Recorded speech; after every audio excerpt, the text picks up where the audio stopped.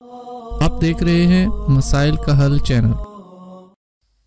نحمده ونصلي على رسوله الكريم اما بعد فاعوذ بالله السميع العليم من الشيطان الرجيم بسم الله الرحمن الرحيم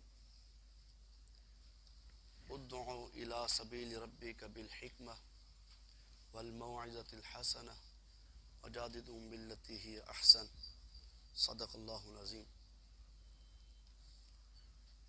ہمارا سبق چل رہا تھا نرمی کے حوالے سے۔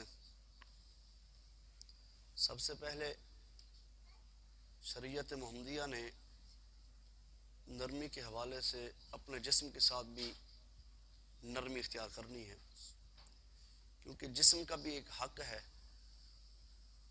اب ایک بندہ اپنے جسم پر مشقت ڈال دے، چاہے وہ عبادت کے حوالے سے ہے، چاہے وہ دنیاوی معاملات کے ساتھ ہیں۔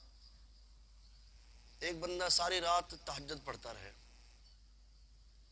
لیکن صبح کی نماز جماعت کے ساتھ نہ پڑھے، اس کی تہجد کا کیا فائدہ ہے؟ جسم کے ساتھ نرمی ہے نا، مشقت کی اس نے ساری رات، اب وہ تھک چکا تھا بالکل، لیکن صبح اس کے فرض رہ گئے تو اس کی وہ جو ساری رات کی نوافل ہیں وہ اس کے لیے فائدہ مند ثابت نہیں ہوں گے۔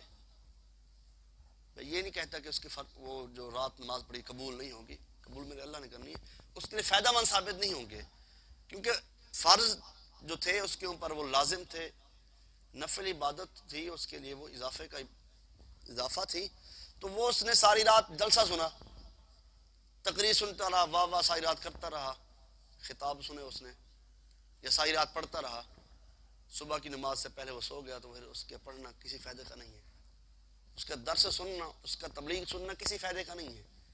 وہ ساری رات کام کاج کرتا رہا، ساری رات کام کیا اس نے، صبح کی نماز سے پہلے وہ سو گیا، اس کا ساری رات کام کرنا بیکار ہے، کیونکہ اس کی صبح کی نماز رہ گئی ہے۔ جسم اللہ نے کہا شریعت میں نرمی ہے، مرضی نہیں ہے۔ ان الدین یسر، دین کے اندر آسانی ہے۔ آسانی کا مطلب یہ ہے کہ کوئی بندہ اب 1000 کلومیٹر پیدل سفر کر شروع کر دے، راستے میں بیمار ہو جائے گا وہ۔ اب آسانیاں ہیں، ٹرانسپورٹ ہو گئے، اس پر سفر کرے، اپنے آپ کو تکلیف نہ دے۔ بس اوقات انسان بھوک سے نہیں ڈھال ہوتا ہے، کھانا سامنے ہوتا ہے، اب شریعت کہتی ہے آسانی یہ ہے کہ وہ کھانا کھا لے، نماز بعد میں پڑھ لے۔ اس کا کیا مطلب ہے؟ اس کا مطلب یہ ہے کھانا اگر بالکل ہی تیار ہے، اس کے آگے رکھ دیا گیا ہے، ادھر سے اذان ہو گئی ہے، اب وہ لقمہ وہ اس نے اٹھا لیا، اذان ہوگی تو اسے چاہیے کھانا مکمل کر کے پھر مسجد کی طرف آئے، تو اس کی نیت تھی جماعت کے ساتھ پڑھنے کی، اللہ اس کو ثواب عطا فرما دے گا۔ اب ایک بندہ کرتا ہی ڈیلی ریٹ ہے، جان بوجھ کے بیٹھا رہتا ہے، اس وقت کھانا شروع کرتا ہے جب اذان ہوتی ہے، جان بوجھ کے کرتا ہے، یہ مرضی نہیں ہے۔ نرمی ضرور ہے، اگر وہ بھوک ہے تو اپنی بھوک کو مٹا لے۔ تو اس لیے سب سے پہلی بات جو یہ ہے کہ اپنے اوپر مشقت نہ ڈالے، نرمی کرے۔ دوسرے نمبر پر دعوت دینی ہے، کسی کو دین کی دعوت دینی ہے نا، وہ بھی اس کے اندر بھی نرمی ہونی چاہیے۔ اللہ رب العزت نے سورہ نحل کی اس آیت مبارکہ جو میں نے آپ کے سامنے پڑھی، اللہ فرماتے ہیں کہ اے پیغمبر صلی اللہ علیہ وسلم، آپ لوگوں کو دعوت دیں، نصیحت کریں، حکمت کے ساتھ، نرمی کے ساتھ، احسن انداز کے ساتھ، خوبصورت انداز کے ساتھ۔ اب دیکھیں ابراہیم علیہ السلام کا والد جو ہے وہ کہتا ہے قال اراغب انت عن آلہتی یا ابراہیم لئن لم تنتہی لارجمنک واہجرنی ملیہ، کہ تو میرے جو بت ہیں یہ جن کو ہم نے معبود، تو ان کے ساتھ بیزار ہے، تو ان کے خلاف باتیں کرتا ہے، لہٰذا میں تجھے ان کی سزا میں کوڑے ماروں گا اور تو ہمیشہ کے لیے ہم سے جدا ہو جا۔ تو ابراہیم علیہ السلام نے یہ تو نہیں کہا کہ ابا آپ جو ہے نا کفر کر رہے ہیں، غلط کام کر رہا تھا والد، لیکن شریعت نے کہا دعوت تبلیغ میں نرمی اختیار کرنی چاہیے۔ تو سیدنا ابراہیم علیہ السلام کہتے ہیں قال سلام علیک، ابا جان آپ کے اوپر سلامتی ہو، ساستغفر لک ربی، میں اللہ سے بخشش کی آپ کے لیے دعا کروں گا، انہ کان بی حفیہ، میرا رب جو ہے بڑا مہربان ہے میرے اوپر۔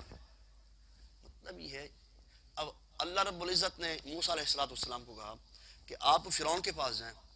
دیکھیں دنیا کے اندر بڑے بڑے فرعون گزرے ہیں، آئے ہیں، کوئی کسی بندے کو کہتے ہیں یہ فرعون ہے، ہم اپنے انداز میں کہہ دیتے ہیں، اللہ نے جس کو فرعون کہا ہے اس کے پاس اللہ نے موسیٰ علیہ السلام کو بھیجا، تو اللہ فرماتے ہیں قولا لینا لعلہ، اللہ فرماتے ہیں اس کے ساتھ بات بھی نرمی کے ساتھ کرنی ہے۔ کیا مطلب؟ ڈر تھا کوئی؟ نہیں بھی، آپ اس کے ساتھ سخت لہجے میں بات کریں گے، ہو سکتا ہے وہ بات ہی نہ مانے، سنے ہی نہ آپ کی بات، توجہ ہی نہ دے آپ کی۔ تو فرعون جیسے بندے کے ساتھ اگر تبلیغ اس کو پہنچانی ہے، پیغام دینا ہے دین کا، تو اس کے ساتھ نرمی کرنی چاہیے۔ تو عام مسلمان کے ساتھ وہ زیادہ حق رکھتا ہے نا، تو اس لیے دعوت و تبلیغ کے کام میں بھی نرمی ہونی چاہیے۔ اب ایک شخص آ رہا تھا، آقا فرماتے ہیں یہ سب سے برا آدمی ہے، اما عائشہ کو فرماتے ہیں۔ اب جب وہ قریب آ کے بیٹھا، اس نے سوالات پوچھے، آپ نے اس کے جواب دیے، تو آقا جب وہ چلا گیا، اما جان پوچھتے ہیں اللہ کے نبی آپ نے تو کہا تھا یہ برا آدمی ہے، پھر بھی آپ نے اس کے ساتھ نرم لہجے میں گفتگو کی ہے۔ آقا فرماتے ہیں سب سے برا آدمی وہ ہے جس کی زبان سے لوگ اس سے بات کرنا چھوڑ دیں۔ یار اس سے بات کروں گا یہ تو میرے ساتھ لڑی پڑے گا، یہ تو گاٹے پڑ جائے گا، گلے پڑ جائے گا، یہ تو میرے ساتھ، اس کی زبان بند نہیں ہوگی۔ آقا فرماتے ہیں سب سے برا آدمی وہ برا تھا۔ ہمیں تو نرمی کا اختیار دیا گیا ہے کہ نرمی کریں، اس لیے نرم مزاج بننا چاہیے۔ اور آقا علیہ الصلوۃ والسلام فرماتے ہیں خادم جو ہے نا، تمہارے خادم، ان کا بھی تمہارے اوپر حق ہے۔ یہ تمہارے ملازم جو ہے نا، تمہارے نیچے کام کرنے والے ہیں، ان کا بھی حق ہے۔ آقا علیہ الصلوۃ والسلام فرماتے ہیں اس کا حق بنتا ہے کہ جو کھانا آپ خود کھاتے ہیں اس کو وہی کھلائیں، جو آپ کپڑے پہنتے ہیں کوشش کریں اس کو بھی وہی کپڑے دیں، یا اس کا متبادل اس کو انتظام کر کے دیں۔